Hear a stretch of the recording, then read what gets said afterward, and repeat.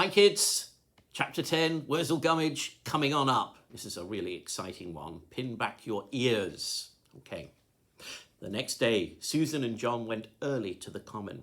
They rode on the merry-go-rounds, rocked themselves giddy on the swing boats, shied at coconuts. That's throwing a big hard ball at a coconut to knock it off its stand. Okay. Ate licorice bootlaces and forgot all about Gummidge and the baby. They paid pennies to see the fat lady who wore a pink satin dress quite early in the morning and who sat all day long in a stuffy little tent. Mrs. Braithwaite had given the children some sandwiches to eat out of doors. They had hidden these on the sunny side of a blackthorn hedge that bounded the common. Ever since about 10:30, John had kept on saying, "It must be time for lunch. I do think we ought to picnic now, just in case we don't feel like it later on." "Why shouldn't we feel like it?" asked Susan. "I've eaten such an awful lot of pink sugar mice," explained John, "and I think the mice would like some sandwiches. They can have a picnic inside us while we have a picnic out of doors." "What a very, very horrid idea," said Susan. But by 11 o'clock, she began to feel hungry too, and so they left the hoopla stall and set off for the blackthorn hedge. They hunted for their lunch, in and out of the hedgerow, and all among the tufts of grass. They even thrust their arms deep down into rabbit holes. "A gypsy must have stolen it," said John. After that, they very nearly quarrelled. That means having a fight. For Susan said that she was quite sure that they had left the picnic basket behind a further hedge and insisted on going to look. When they reached the other hedge, they heard a sort of sucking noise that was followed by some very loud gulps. "I think someone is not eating very prettily," remarked Susan as she scrambled through a gap in the hedge. There, with his back to a hawthorn bush, sat Wurzel Gummidge. He was holding the tail of a pink sugar mouse between two of his rather straggly teeth. Its body joggled against his chin as he nibbled listlessly. "Good morning," said John. Mumbled Gummidge. He jerked up his head, opened his mouth, and caught the mouse quite neatly. "Good morning," said Susan. Gummidge pointed to his bulging cheek, shook his finger at her in a reproving manner, and began to crunch viciously. The children noticed that one of his boots was unfastened, and that he was wearing the lace of it bound very tightly round the sleeve of his blue overall. "Why do you wear your bootlace on your arm?" asked Susan. Gummidge gave a final scrunch and then a gigantic swallow before replying sadly, "I'm in mourning, I am." "Why?" "I've lost my baby, ooh-I! It does seem a pity, just as I'd got used to its crying." "It isn't dead, is it?" asked Susan in horror.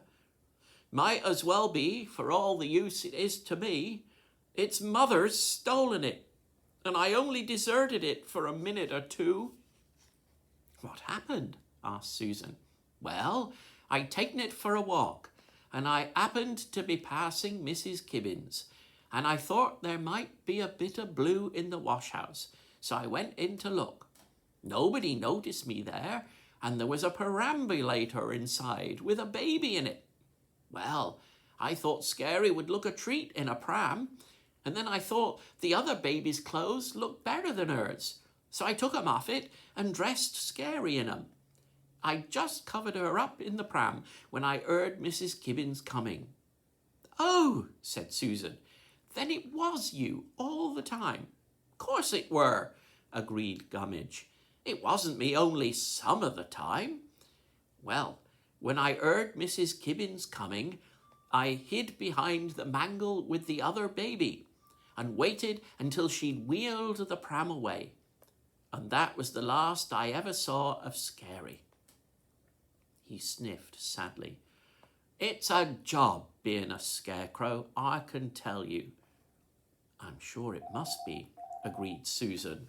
"But why do you try to do so much?"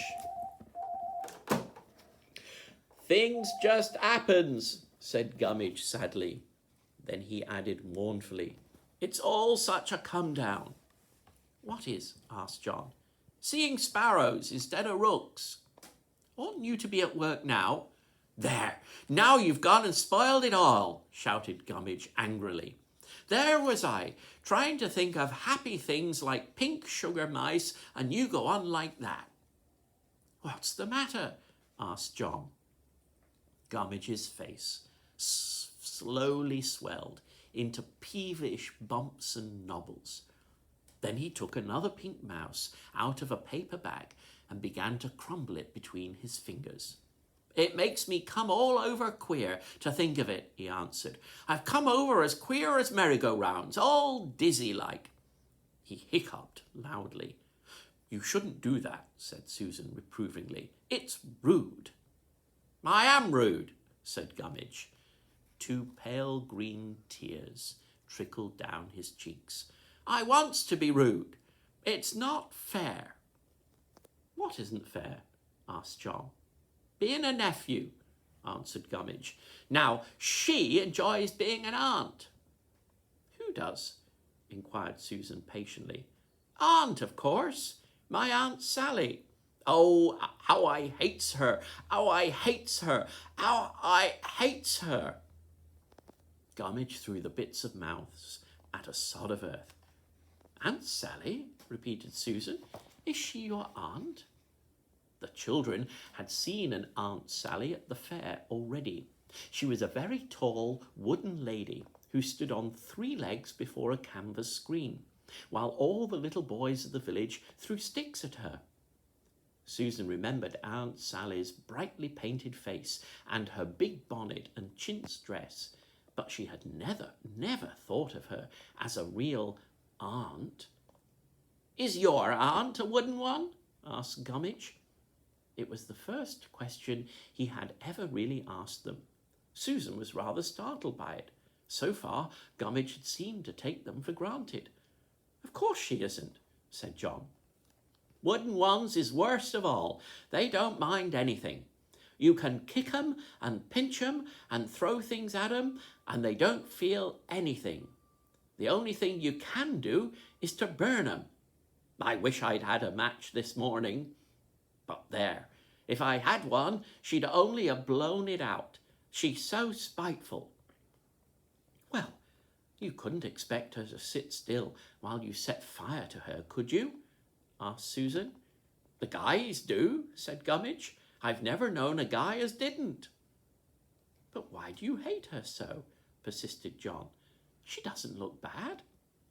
She's so spiteful and meddlesome, replied Gummidge. I hates her. Oh, I hates her as much as worms hates ducklings. If I could find a hatchet, I'd chop her up. I daren't stay here any longer, or she'll come round and order me about again. She wants me to... Here he broke off and began to sob loudly. Susan patted his knobbly shoulder. What does she want you to do? She asked. There you go, reminding me of it again, choked Gummidge. He got up, and the children saw that his face was all smeary because his tears had mixed with the dry dust on his face and had turned to moist mud. We'll look after you, said John. We won't let anyone order you about. He felt very grown up indeed as he spoke. Then the 3 of them began to walk across the ploughland in the direction of the little spinney. Gummidge's unlaced boot kept coming off, which rather delayed them, but he absolutely refused to untie the bootlace from his arm. I'm in mourning, he persisted. I shall stay in mourning for ever and ever. I've a lot to mourn for now that I've met Aunt again. You don't mourn for people who are alive, said Susan. We've cause to in our family, snapped Gummidge. Where is she? Asked John, who rather wanted to talk to Aunt Sally. Where she's not wanted, as like as not, said Gummidge. I'm frightened of meeting her, but we should be safe in here. He led the way through a gap in the hedge. As they rounded a holly bush, he gave a sudden start that almost jerked his head off. He flung up one arm as he jumped, and now he stood with it sticking stiffly out from his shoulder as though he were frozen. "There's Aunt," he quavered. The children saw a curious sight. Sitting with her back to a tree was Gummidge's Aunt Sally.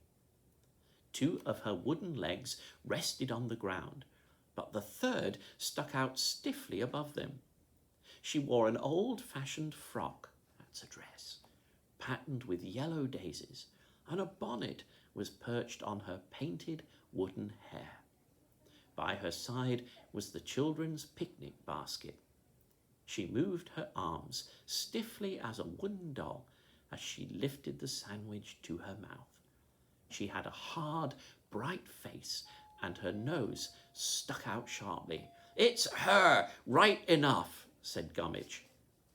Aunt Sally took not the slightest notice of the children.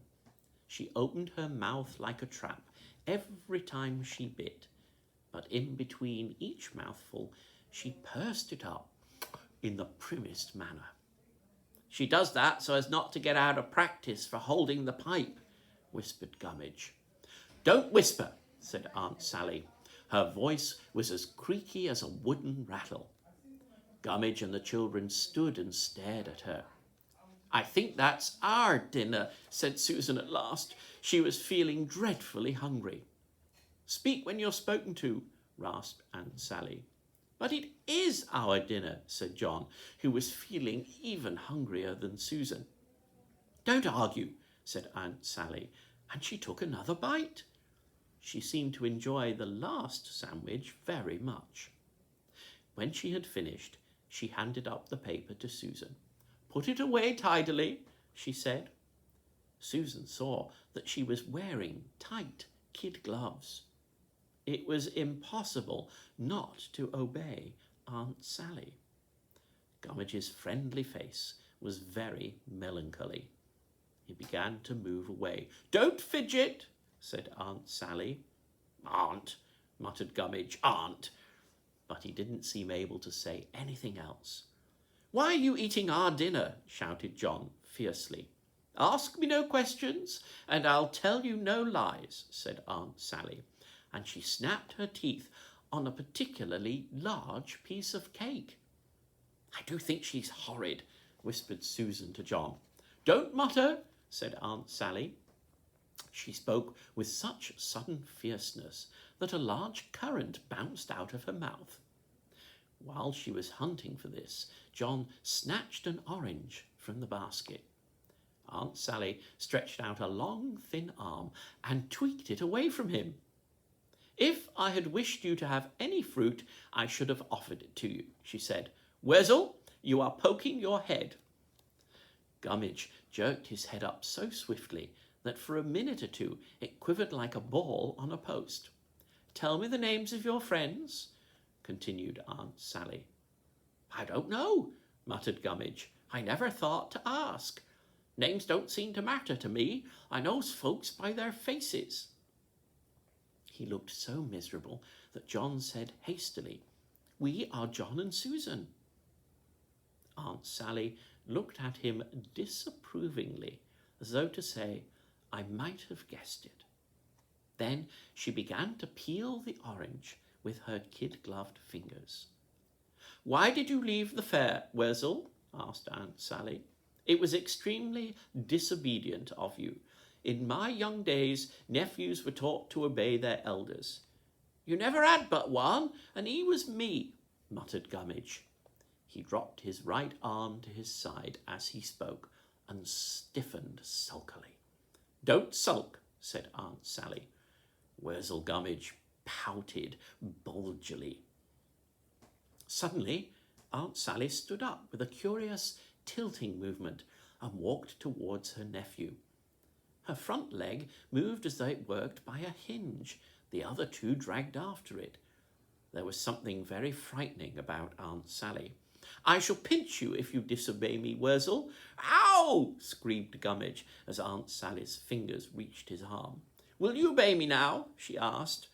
Yes, Aunt, said Gummidge, flushing a deep brown with terror. Aunt Sally tweaked Gummidge's hat off his head. Then she removed her own bonnet and tied the strings under her nephew's chin. Take off your overall, she said, and give it to me. Very, very slowly, Gummidge pulled off his overall. Aunt Sally took it from his hand. Then she jerked herself behind a holly bush, and there was silence for a moment. Gummidge looked very strange in his shirt and trousers. Bits of straw stuck up all round his neck. Brisk, crackling noises came from behind the bush, and presently Aunt Sally appeared.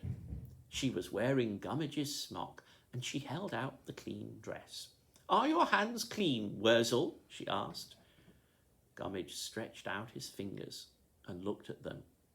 You can still see the shape of 'em, he replied slowly. My thumbs is a bit earthed up, but you can see the shape all right. Susan looked at them. There are bits of straw between your fingers, she remarked. Oh, aye, agreed Gummidge. That's where the mud caked when the dry weather came. You ought to be ashamed of yourself, said Aunt Sally. I have a very good mind not to let you wear my nice clean dress. I don't want to wear your dress, shouted Gummidge defiantly. I'm not a girl, I'm a cock scarecrow. Aunt Sally took no notice, but hustled him into the frock. Why's she doing that? Whispered Susan. I've got to take her place at the fair, breathed Gummidge huskily. I've got to stand and have things throwed at me. I'd rather be put through the turnip cutter any day. I think it's a shame, cried Susan indignantly. Aunt Sally turned toward her furiously. If you were my little girl, I should send you to bed for the day. Have you got a bed? Asked Susan. Oh, aye. She sleeps in a box with the skittles, whispered Gummidge. He was dressed by now and looked very curious indeed. Sit down, said Aunt Sally to Susan. She was so very severe that Susan obeyed at once, and John also sat down beside her. Now go and take my place at the fair, Wurzel, said Aunt Sally, and do not let me see you again for an hour. Wurzel Gummidge set slowly off in the direction of the village. The children wanted to follow, but every time they moved, Aunt Sally snapped, Don't fidget! Susan felt that she was in the middle of a very bad dream indeed, as she watched Gummidge trailing in and out of the trees. When he was out of sight, Aunt Sally once more tipped herself backwards against a tree trunk and slithered downwards until she was sitting on the ground. You may tell me when an hour has passed by, she remarked. We haven't any watches, replied John. There are 60 seconds to the minute, said Aunt Sally, and there are 60 minutes to the hour. You must take it in turns to count out loud. Speak very slowly and distinctly. She leaned her head against the bush and closed her eyelids with her stiff fingers. At first, the counting was rather fun, because the children felt that they were at the beginning of a very exciting game of hide-and-seek. But by the time they had counted 10 minutes and 55 seconds, they began to feel very tired. Every time they paused, Aunt Sally opened an eye with her stiff fingers and glared at them. 56, said John. 57, said Susan. Snored Aunt Sally. 58, said John. Snored Aunt Sally. 50, come on, said Susan, and they tiptoed away. When they were safely behind the holly bush, they waited for a moment. Snored Aunt Sally. She can go on counting for herself now, chuckled John. The horrid, horrid thing, said Susan. Then they turned and ran between the trees and across the fields until they stopped on the common just opposite to Aunt Sally's canvas screen. Let's wait and see how Wurzel gets on in the Coconut Shy. Chapter 11 tomorrow.